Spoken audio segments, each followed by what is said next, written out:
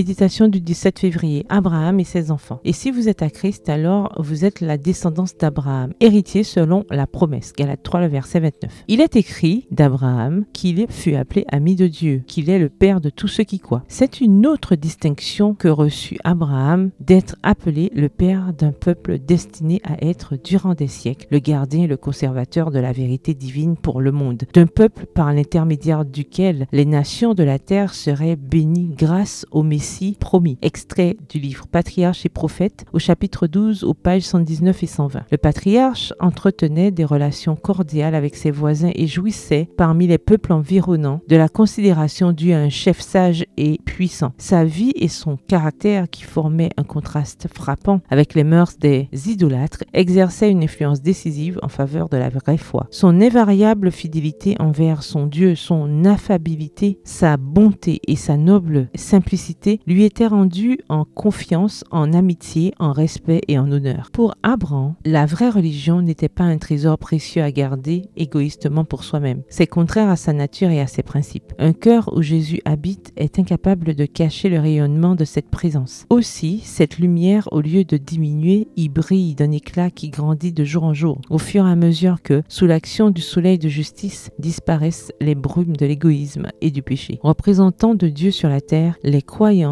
doivent être des flambeaux au sein des ténèbres morales de ce monde. Dispersés dans les bourgs, les villes et les villages, ils y sont les témoins, les ambassadeurs par lesquels Jésus veut communiquer à un monde incrédule la connaissance de sa volonté et les merveilles de sa grâce. Son désir est que ceux qui participent à son grand salut soient des missionnaires du Très-Haut. C'est d'ailleurs par la piété du chrétien que les mondains jugent l'Évangile. Les épreuves supportées avec constance, les bienfaits reçus avec gratitude, la douceur, la bonté, la miséricorde, en un mot, l'amour du prochain. Voilà les vertus qui illuminent le monde et contrastent avec les ténèbres résultant de l'égoïsme du cœur naturel. Extrait toujours du livre Patriarches et prophètes à la page 113. Bonne soirée, que l'Éternel vous bénisse.